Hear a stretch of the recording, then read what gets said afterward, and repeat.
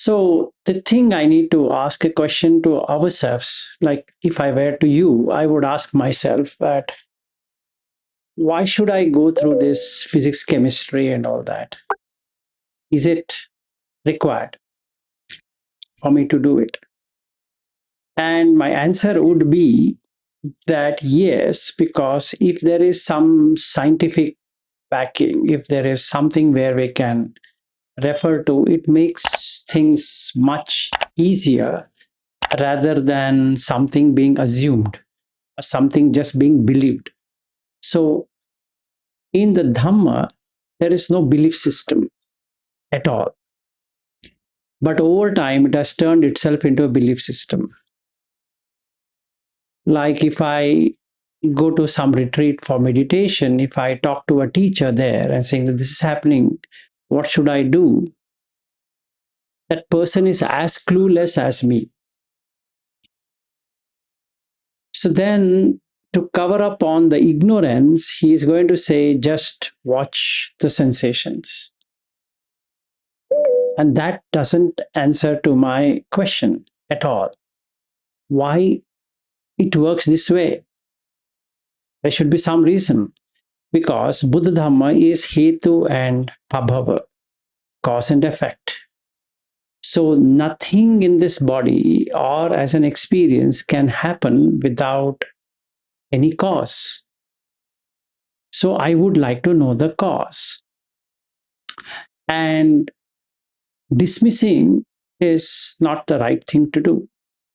But at the same time, I need to say, if I am the teacher, need to say you refer to this and you will find it yourself. That's the best thing. So where should I find? Go to physics. But I didn't study physics. Then I can't help it. Because if I don't know physics, if I don't know chemistry, if I don't know biology, because this is a biological body, I need to know biology.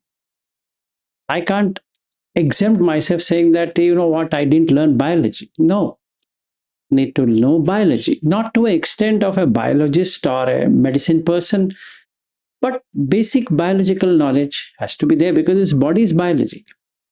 It's bio. So I can't choose my ignorance on my teacher.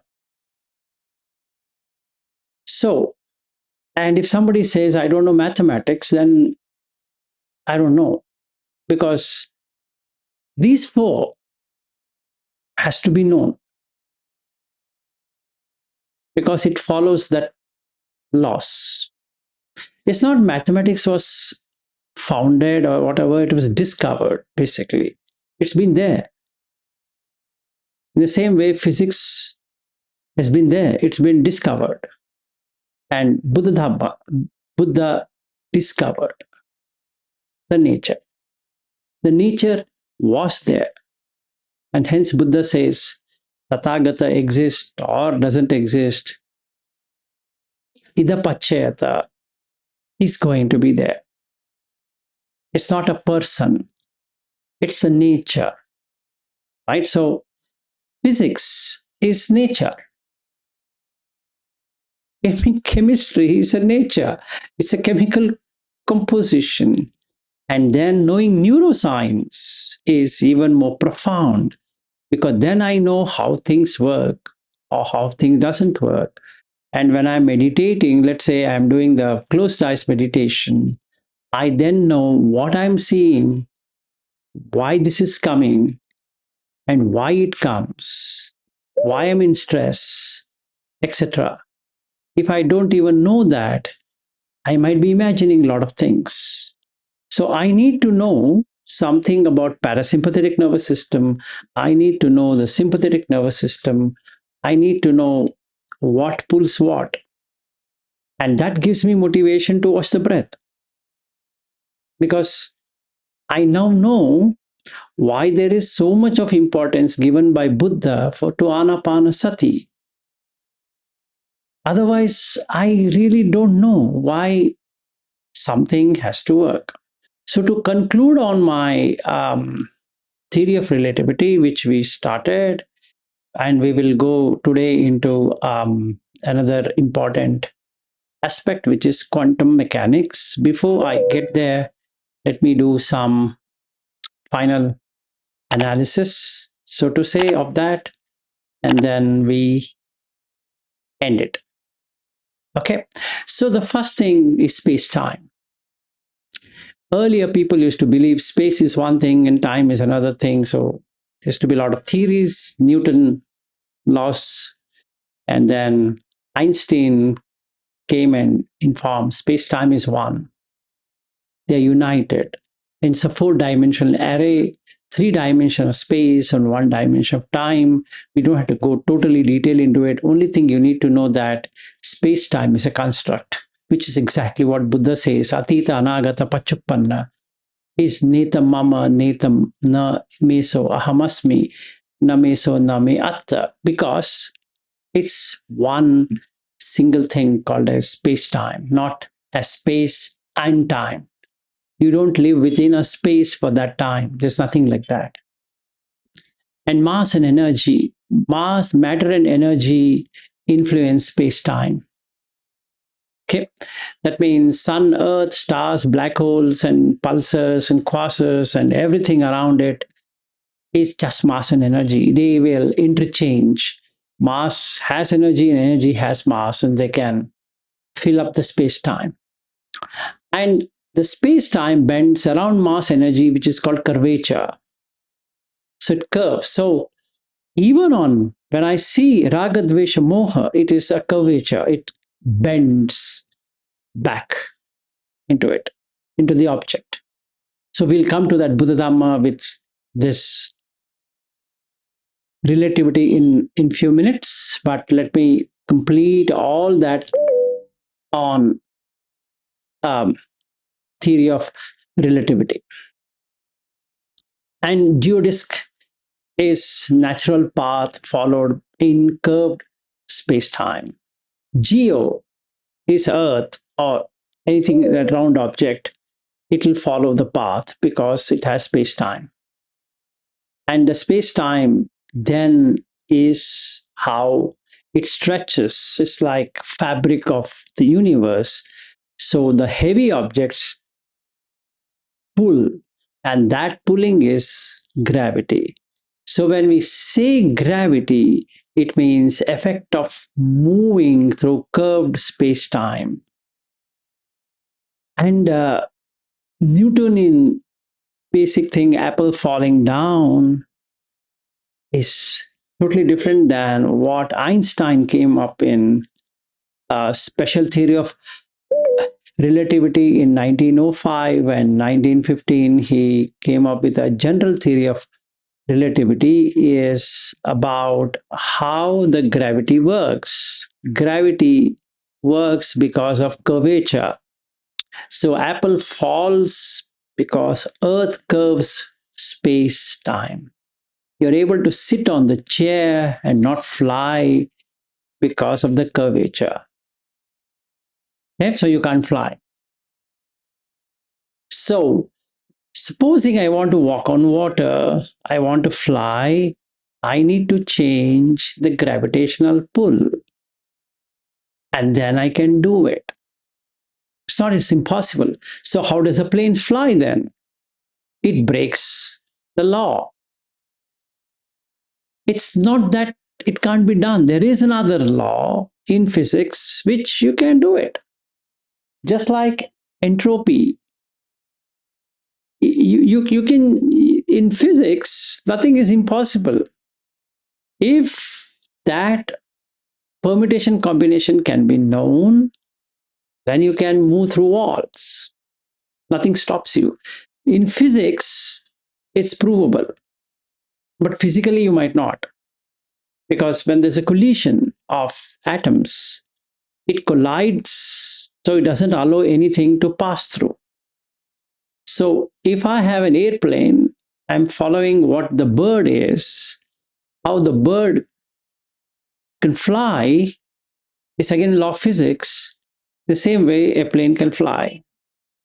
But please remember, there's gravity. So once the The fuel is exhausted, the plane cannot hold, so it falls down to the ground. So as long as you can put effort, it can be sustained. Okay, it's a good thing. Time dilation, we just did that on Friday, so I don't want to go again back to that, including the Deva realm and all that. So clock near Earth runs slightly slower than the clock far away. So times run slower in strong gravity. In black hole, it just stops. So bending of light, just like during a eclipse, you can see the light bending. So that was a question. How does a light bend? Where does it bend? On whom does it bend? So it follows through the space-time curvature. And what are black holes? Black holes are extreme space-time curvatures. So nothing can pass, including light. So gravitational forces, gravitational waves are ripples in space-time and cosmology, or what we say cosmos. The Greek word is large-scale universe through space-time geometry. And hence the term geometric came into existence. Metrics to measure the geo. Okay, so if I don't know mathematics, especially parabola and geometry and all that, I think I am not worth to be on Dhamma either. I'm just a believer, not a vipassi investigator. Right? So I'm not doing any vipassana. What is that I'm doing is I'm just watching the sensation appearing in the body like one. I don't know what to say to that. Okay. So it is pretty, I could say, preliminary or too basic to watch the sensations, which is good, but doesn't lead anywhere. So why should I know these things? Is because that's how the universe is. And what does it do to me if I know this? It helps me to understand how things work. And when that happens, I move from belief to faith because I can see it working. And that's exactly what I want. I don't want to believe because it's somebody says so. That's exactly what Buddha says in Kalama Sutta. Just don't take because your teacher says so, or tradition says so, or something says so. No. Kalamas, please investigate why it is, so that you don't take it just like that. Right? So I don't have to argue with someone. I need to investigate it myself. Argument is one thing. I sit and argue with the person trying to do something. No, not at all. He can have his views or her views. Fair. But should I hold on to the view? No. No views.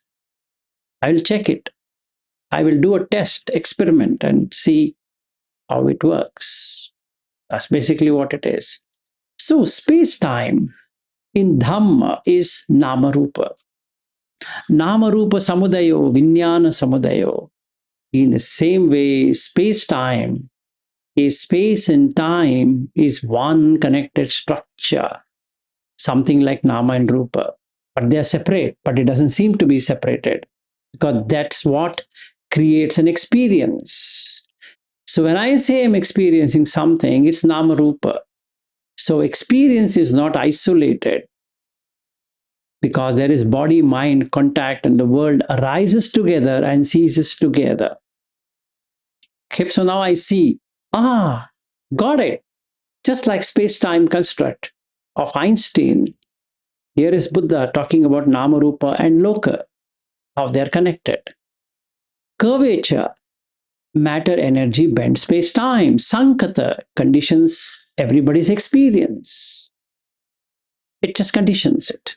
Gravity It's because of space-time. And the gravity here is tanha, upadana, as a pull. Craving bends the mind towards objects. I can see the parallel. Geodesic is the natural path followed in the curved space-time.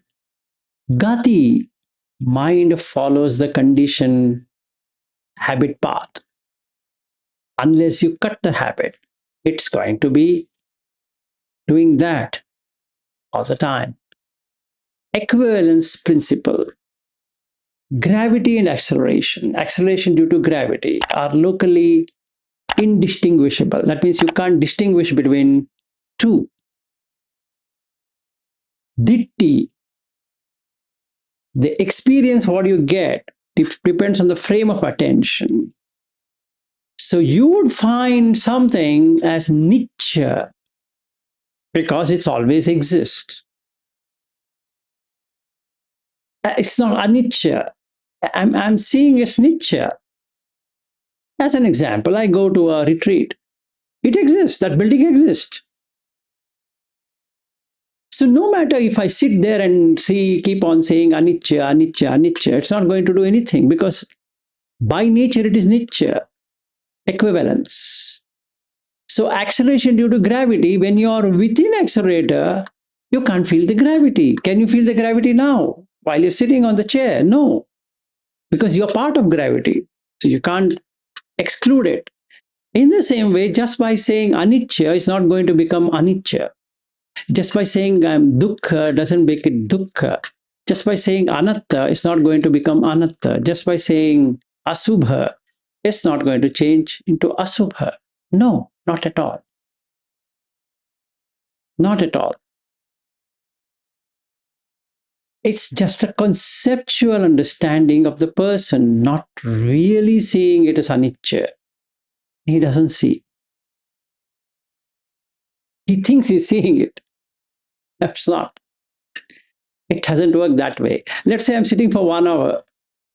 Am I not feeling happy of sitting for 1 hour? Did I say anicca there? No. Only when the pain comes to the knees and then I say anicca. That is hypocrisy. I'm enjoying 4 hours of sitting. I say to everyone, you know what? I can sit for 4 hours. That's nichya sanya then. Because nothing to fight there with the person is because of equivalence principle. Okay? So it makes it in that way. And then comes a time dilation. When you are busy with something, the time flies. But when you're bored, the time hardly moves. But you can see right now, the time is dilating.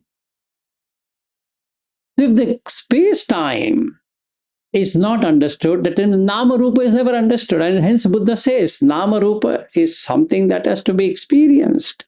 Namarupa with Vijnana. That's where the Nibbana is. You look at Vipassi. He learned it through that. Namarupa and Vijnana. So, if I keep on saying this anicca-vata sankhara, not going to work. Because I have not understood space-time. And I have not understood time dilation. Because when I am bored, I keep on seeing the time. Why is that? Arati, dissatisfaction, makes the time go literally, literally, literally, literally slow. So I require a mobile phone to keep on checking something because I want to pass the time. So why do we use this word, I want to pass the time? You can't pass any time. There's no time to pass. But we still use the word time pass. What stupid. The time automatically passes. You don't have to pass the time. It's like river flowing. The river is there to flow. You don't have to flow along with the river, right? So that means you don't have to pass the time, which looks stupid. And I would request some people to come on videos, because today we're having thermodynamics with um, relativity, with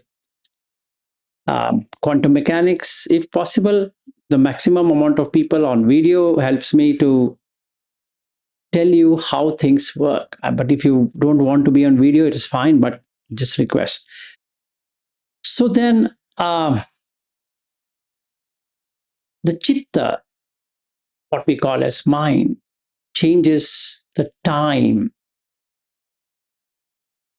The experience is completely different. It's not one thing different, it's completely different. That means what one person experiences is completely different than the other person in the same space. So one person might feel extremely happy of the same thing, and at the same time, another person can feel extremely unhappy of exactly the same thing. So there's no normalcy. Okay, so because of time dilation. And simple principle is, if you're bored, time goes slow. If you're involved with something, flies. So then the person says time flies, doesn't fly. I think time has come to a standstill. Sorry, wrong way argument. Time doesn't stay still. Doesn't. Because there's nothing called as time. It's only a Namarupa. Okay? Light bending, sanya, perception. That's it. It's a problem with perception. In reality, light follows curved space-time. So you're curving into a friend, an enemy, a wife, husband, son, daughter, etc. They just appear to disappear. They don't exist. Okay. Gravitational redshift means light loses energy climbing off the gravity, and hence light looks something different. Energy is lost when there is craving. So you tend to take that object, and that object by itself is not there. So what Buddha did is to say, do Indriya Samvara, because that's not true. You can't go behind objects, because that object has nothing, no relevance. Right? So that means you do a redshift. Gravitational pull is removed. So Indriya Samvara is exactly that. Don't give gochara. Don't give food. The energy is back. Otherwise, it's lost there. Black hole. Extreme curvature, nothing escapes past event horizon. Nothing, even light cannot escape. Now, rebirth is something like that. Bhava, nothing escapes. It becomes. So, in English, many of these literatures, they say you become what you think, which is true. It's becoming. It just became. So, you became a wife. Excellent, excellent. Good job, good job. Enjoy. And the next life, you become a wife as well. And the next life, you become a wife as well. Because you have taken wife thing to be too serious. As a husband, same thing. As a lover, same thing. As a family man, welcome. What is not real, you have taken it. It's a black hole. Never you can escape. Even light cannot escape. Okay. And then we come to event horizon. You create a boundary after which return is impossible. It's classical general theory of relativity. Point of no return. So repeated habit patterns will ensure no reversals. That's it. It's free float gravity now. The gravity is held. That means the curvature is held. That means space time is held. So Namarupa is the one which brings back the being into existence. So Vakanti, yeah, sati, right? When when the Vakanti, that means the being comes into the existence, Namarupa follows. Titayatana Sutta.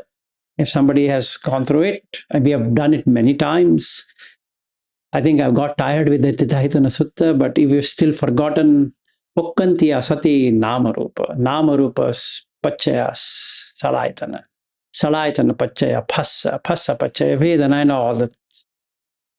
So it is event horizon. It cannot be reversed no matter what you do. You just cannot escape the event horizon. That's it. Okay. Then comes gravitational waves, ripples in space-time from massive acceleration system.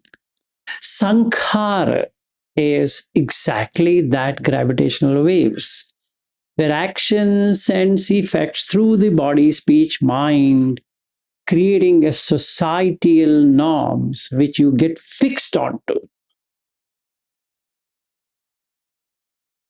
It's creation leading to destruction, but not in your mind.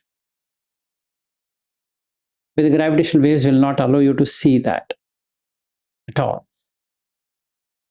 And then you're part of cosmology.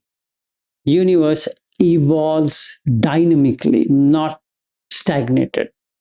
The earlier principle on uh, Big Bang theory was that it just happened. But Einstein came forward and said it's dynamic and it is expanding and contracting. It's exactly what Buddha says in Brahmajala Sutta, that vivatta samvatta. As Einstein says the same thing. There's nothing drop out of it. And that kind of some of vivatta samvatta is what is termed as samsara. And that in you is pulsation. In you right now as we speak. If you're pulsating, it means you are in samsara. So you should be on a repetition cycle. Circulation is repetition.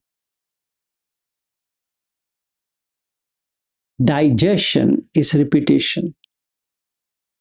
Accumulation is repetition. Excretion is repetition. Respiration is repetition. So, samsarana is repeating the same thing again and again and again and again, creating a gravitational force, which is Namarupa. So your liberation is virtually impossible forever. That's it. You might be imagining, because you are on the event horizon. No point of return. To return back, you need to have nibbidha. Check whether you have that. Disillusionment. If you're illusion, you can 100% guarantee yourself rebirth in this realm or that realm. That's fine. But what you're searching for as liberation is light years away. Not in this horizon. It's going to happen because the gravitational redshift does not happen. Light is bending, time is dilated.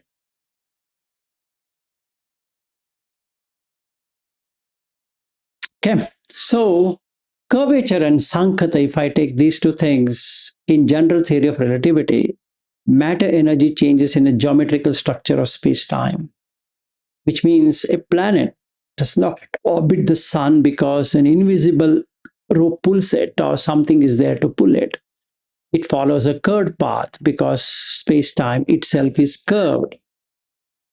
And in Dhamma experience, everything is curved because it's conditioned.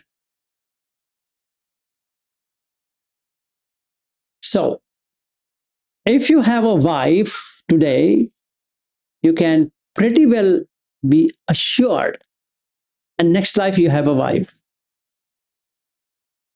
So, just divorcing one female body or a male body does not lead to ending of having another husband or a wife. So those people who think by divorcing they are done with it, no, no, no. You have divorced the paper thing. That's fine. Nobody cares. But in reality, you're going to have another beautiful relationship. Enjoy the ride. So you created enough fuel for existence. Because that's already a sankata, so to say. Okay, so in conclusion, between the general theory of relativity with this, I take raga bends the mind towards attraction, dvesha bends the mind towards rejection, and the moha takes you to confusion. Mana bends into superior, inferior, etc. Ditti creates fixed views when they are not fixed. They are always in motion. But in my mind, it's always fixed. And then avijja bends experience into self-view. Sati straightens the view into clear knowing. Prajna, panya removes the conditionality. Okay. So with that, let me conclude our journey on general theory of relativity and special theory of relativity, which was very important aspect to know, without which we wouldn't have been where we are. Okay, so if you have any specific questions or something, we can take it up later. But for now, I'll move on to quantum. Okay, so we're moving away from the general theory of relativity, and we are coming into the branch of physics that studies matter and energy at the smallest scale, as in atoms, electrons, photons, nuclei, and subatomic particles. Because classical physics takes ordinary objects, stones, car, planets, water, heat, sound. But when the scientists started studying, like Niels Bohr, started studying lights and atoms and electrons and radiation, classical physics could not explain the spin between atoms. That means one atom is spinning this way, is atom spinning the other way. So one is giving like this, one is giving like this. How does an atom know that this is like this and this is like this? It's happening like this. And they couldn't answer unless they found out through a double slit experiment that light, photons, electrons, particles but they are also waves. They have an interference pattern. It was very shocking. One scientist got a Nobel Prize for proving that light is particles. Another scientist got another Nobel Prize for showing it's waves. And in 2000, somewhere, another scientist got another Nobel Prize for proving it has both particles and waves. Okay, it's a very intriguing science. And for this, you need to know mathematics. I'm not too sure how many of you are good with mathematics, especially geometry and trigonometry and calculus and all of that. But presuming that you know it or you've heard about these terms, I will follow through it. Maybe you might understand, you might not understand. That's okay. Why am I covering this? Because the Buddha Dharma is almost identical to quantum mechanics. See, if you don't know quantum mechanics, you can't understand how Dhamma works. You will be totally blinded like a religious follower because you have no idea how things work. And you will pray to God, God, Buddha, God, please do this for me. No, because you don't know the underlying principle of physics. But anyway, let's take care of it. So, in the classical physics, what we just now did, objects have defined position and speed. Whereas Buddha Dharma, you see here, a first law of quantum mechanics, how Buddha says, there are 10 questions asked to the Buddha, he never answers any one of them. Very strange. So the first question asked is that, Antava loko, anantava loko, and Buddha never answered. Sasattava loko, asasattava loko, no answer. These two things. Why? Why does he not answer? Because there is no absolutism in Dhamma. Buddha Dhamma is non-absolute science. You can't say this karma is going to affect you now. No, not at all. It follows uncertainty principle. Absolutely. And hence it's anicca, uncertain. Only the condition comes, it works. It doesn't work. So then what can we say about Buddha Dharma? It is probabilistic. And now the classical physics fail. Because quantum mechanics says it's probabilistic. Squares. Exactly like what Buddha did.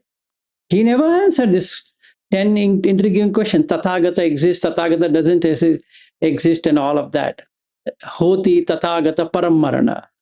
Nahoti Tathagata Paramarana.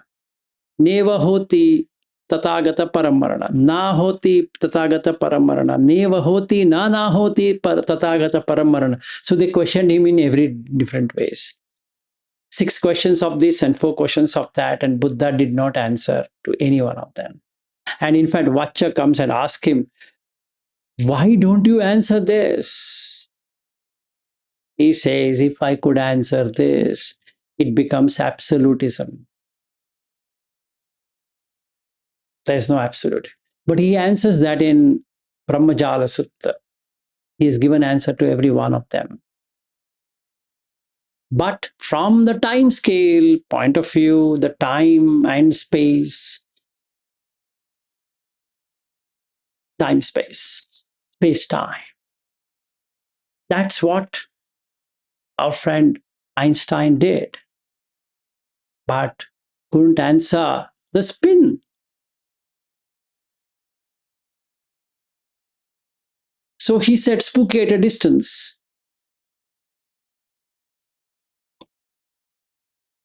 All objects are like this. When you measure this, this is changed. The question comes, how does it know? Because it's interconnected systems. That's exactly what Buddha is saying.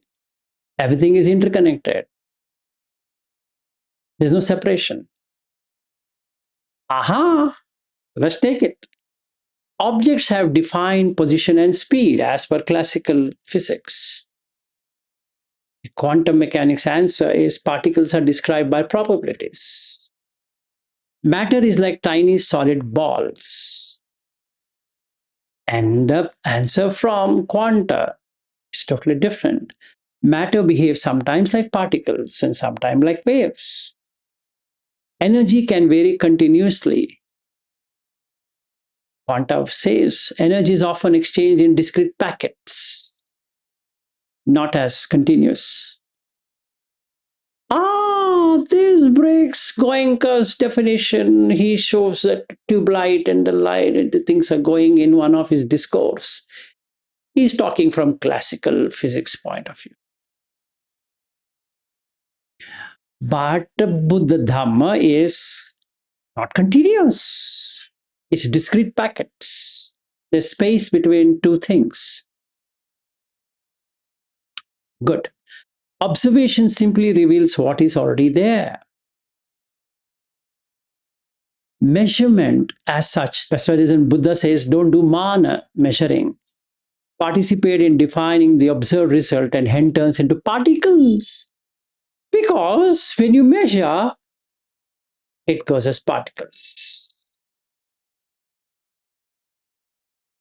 So don't have mana. Don't have mana. Measurement. Self is a measurement on which everything is measured. So you are making it looks fixed because you are in mana. Mana is gone. It is released. Why?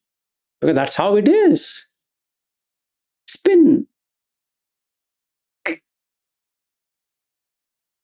The whole can be understood by separating parts. This is the classical physics view. If just like take an example, you take one grain of rice in the cooker, you test one, you have tested all the rice. But what Buddha says, sabba, some system must be understood as a one combined state. And same thing with quantum mechanics. Reality is deterministic in principle. This is exactly what we are talking when we are saying that karma is something which is deterministic. Right? It's deterministic and fatalistic because of that. It's already set in motion, cannot be stopped. But Buddha doesn't agree with this definition. No, never does he agree with it. Because reality is probabilistic and not deterministic. You can't determine where this atom is, this electron is going to land. No. It follows the spin. They call it spooky distance or whatever. It will be like this. It's probabilistic. And to shock even more, it's actually permuted and combined. That means it follows the mathematical law of permutation and combinations. So you can't say this is exactly what's going to happen. No. If all the condition matches, then you're permuted to have that combination and hence meet the probability and hence that is happening. So your wish will never get fulfilled without the conditions being met. Okay, so that's basically what we need to know.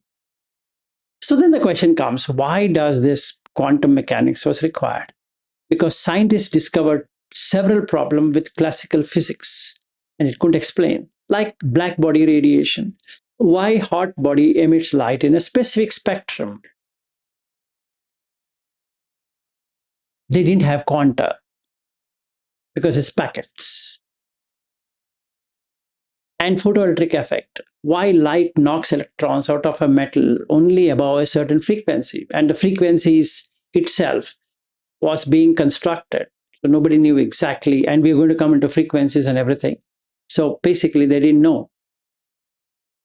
So light comes as photons with energy depending upon the frequency. So that was the answer, solution from quantum mechanics.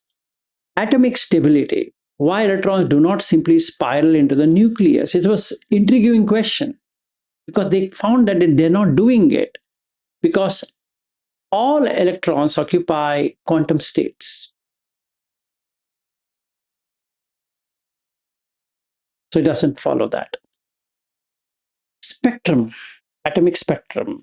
Why atom emits specific colors? Why there are colors?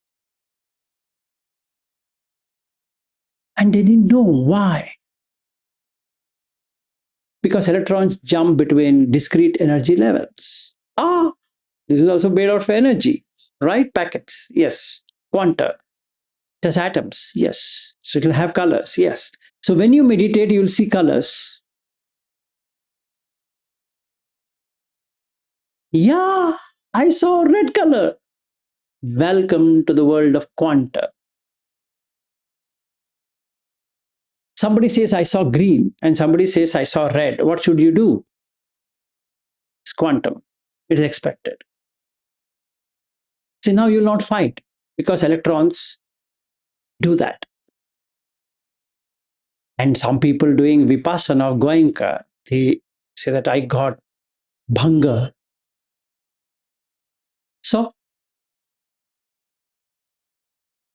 what do you mean so? No, I got bhanga. So, it's atomic. True, it's particles and waves. There's no you. Sir, I'm seeing vibration. Good. Why? The whole world is vibration. What do you mean you are finding vibration? So then you understood the law of physics because everything is vibration. Not that you are vibrating. The world is itself a vibration.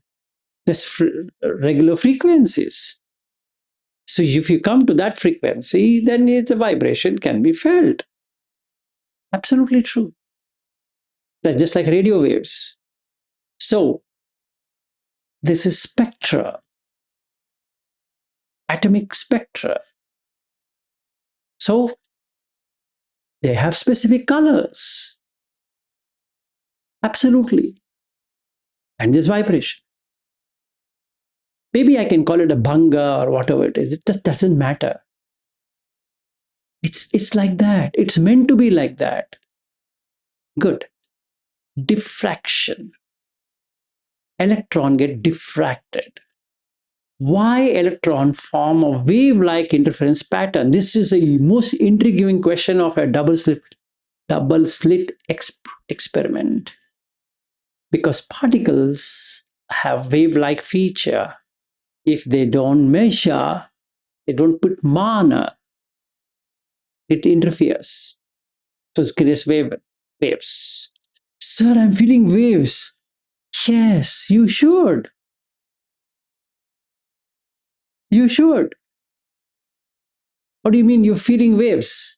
You are a wave particle. So that's the reason knowing physics is such an important thing. Entanglement. Are we entangled? Yes, samsara is entanglement. True.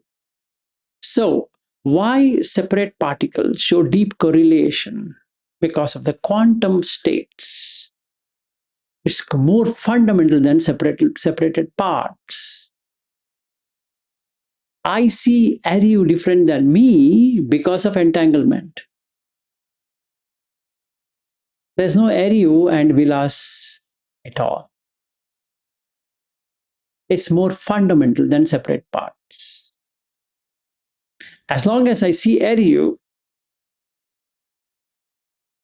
It becomes like a particle. Because it's measured. What is measuring what? I am measuring area. It fits like a particle, but it is both a particle and a wave, so it's entangled. So energy comes in quanta. It's not continuous. In ordinary life, what we think that energy can be increased smoothly. A little more heat, a little more light, a little more sound. But in the atomic scale, it's exchanged through taking and giving, which is specific packets. So, the same way, human beings and all beings, including the Deva and the Brahma and all of that, is just energy packets. That's it. There's nothing there. So, it goes in steps and increments. So, if you meet a particular criteria, you just be there. That's it. So, interference is wave-like. Diffraction is again wave-like. The light will behave like that. And you are the light. Pabhasaram idam chittam. So you will have all of this. So reflection and refraction, wave motions, photoelectric effect, particles like photons, detection on a screen, individual photon events. That's how the light behaves. And what is a photon? Is a quantum of light. It has no mass. It has a particular speed. In vacuum, carries energy and momentum. Okay. And matter also has a wavery nature. That's the reason Buddha calls Nama-Rupa, where they both can interchange. And that's exactly what Einstein said. Matter and energy can interchange. Which is true. It's exactly what Buddha says as well. So quantum mechanics agrees that both have a wavery nature, because we imagine electrons to be tiny particles orbiting around the nucleus like planets around the sun. And now we find that's not correct. An electron is in an atom, is in a quantum state of probability distribution around the nucleus. So you can't say exactly which electron is going to pass through the slit. In the same way, you can't say my karma and I am blah, blah, blah. No, sir. You can change at will. The only thing you need to do is to stop complaining. That's all. And start working. Don't complain. Don't be stupid in working, but be stupid in understanding it. And then you learn better. If you're too smart in doing this,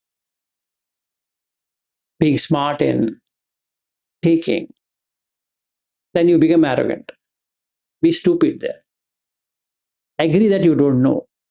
And then it makes you learn and apply. So you can beat karma. Because you can remove sankhara. Sabba sankhara samatho. Sabbupadi patini saggo. Tanhakayo virago nirodho nibbana. Because that's how it is. So in quanta, you can do many things than the classical physics. Okay, so just to conclude, there are many things about quanta. I don't want to get into the really position of an atom with electron and this and that. That becomes more like a science lecture than Dhamma. So I will skip all of the sections and I will only look at the entanglement. That's exactly what we are today. Is each particle has its own separate complete state, is what the ordinary view is. The entangled view is that a pair has one combined state. This is exactly what is explained by Sariputta in Two Oxens. You can look at that sutta. Okay. So another ordinary view is that distance should make them independent, but that's where this is not happening like this. If one is this, one is this, one is this, one is this, like this. So correlation remains. It's not where you're putting it, doesn't matter. One particle knows the other. And what Quanta says is that it was never separable in the first place. Like what is there in MN 43, Mahavedala Sutta. And he says that it's never separated. Never. So the question asked by Sariputta or by that other monk is that to Sariputta is, can the Sanya Sankhara and Vijnana can be, Vedana, Sanya and Vijnana can be separated? And he says, no, not.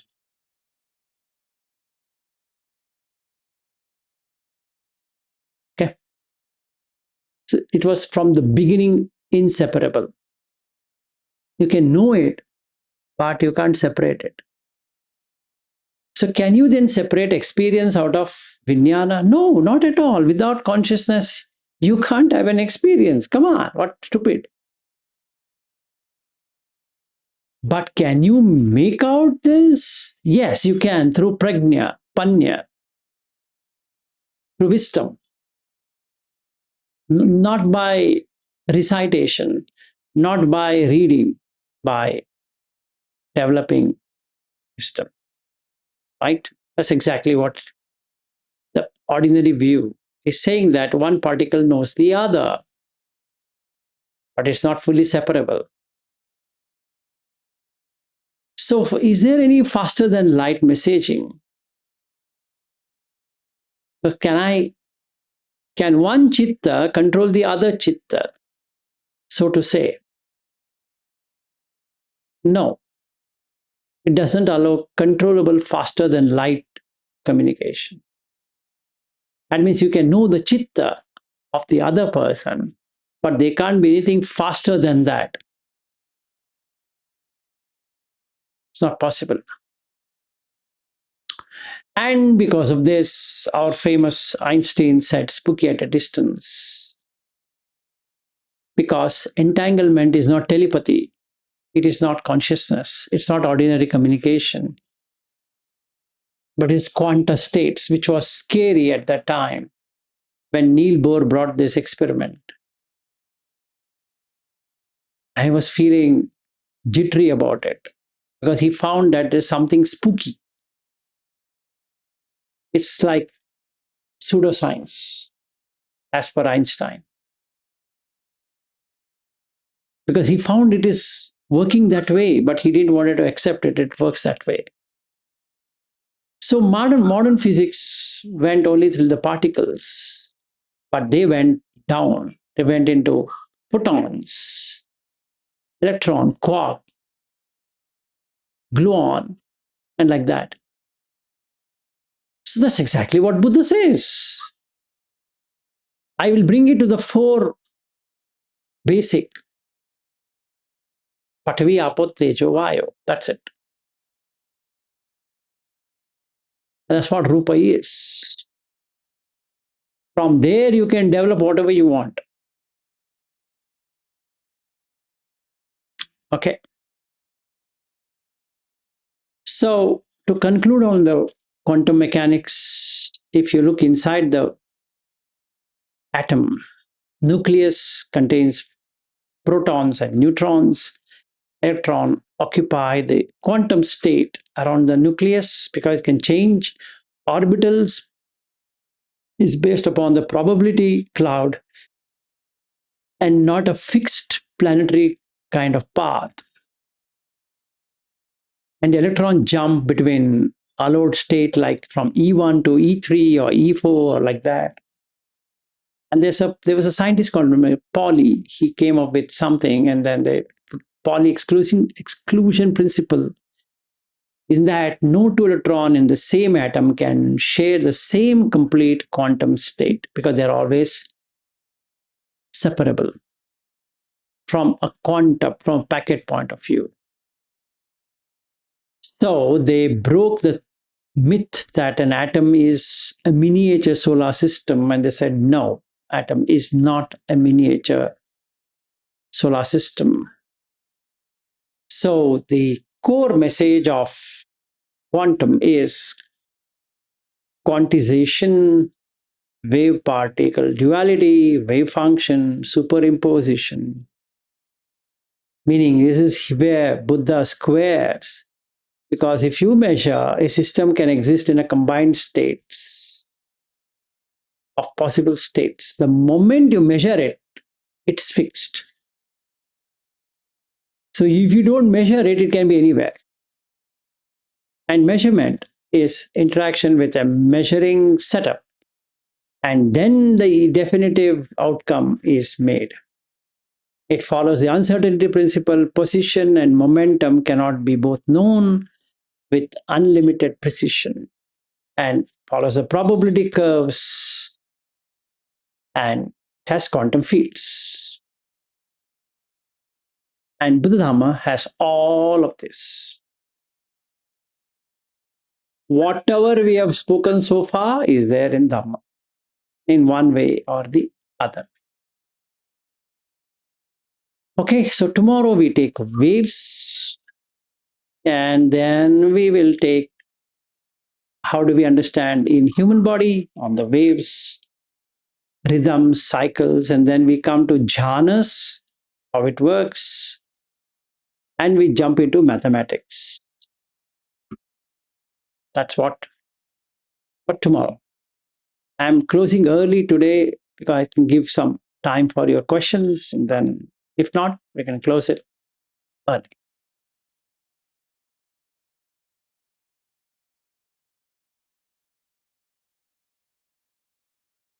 Any questions so far? Understood or misunderstood?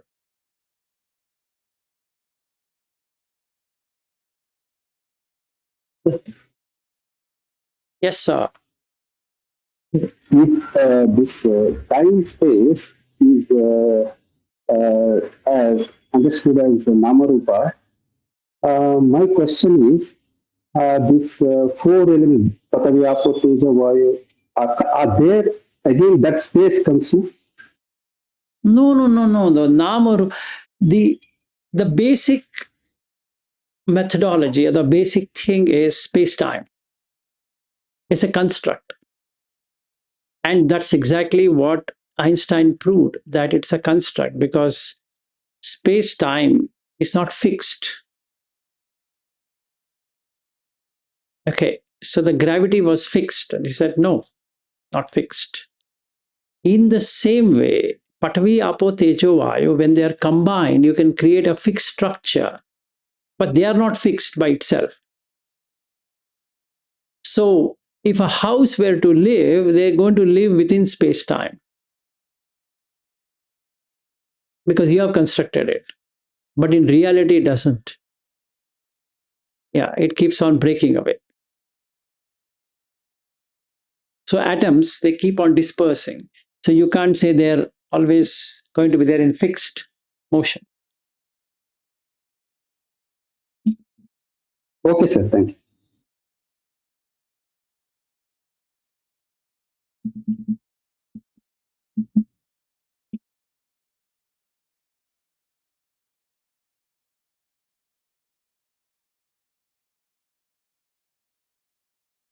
No questions? Good. Then we can end. But again, extension is after this Patavi, Apo, Teja, Vayu. we have this akasha, no, sir, there. 6 dhatus are there, including consciousness.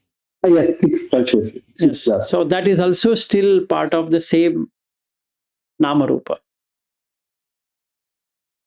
That's the reason, if you look at how Vipassi completed his journey as an Arhat or as a Samma Sambuddha, is by breaking the myth of the Namarupa with Vijnana.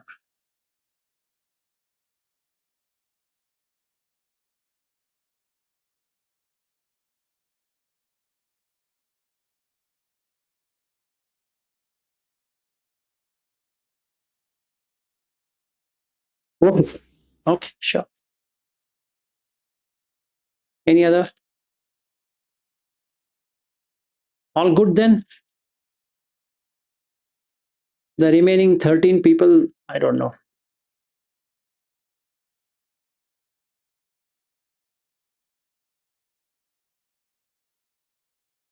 Okay, so then I want to push. I don't want to push you for questions when there are no questions. So it's good that we are closing early and we'll meet tomorrow for waves. Have a great day and great evening and great afternoon and whatever.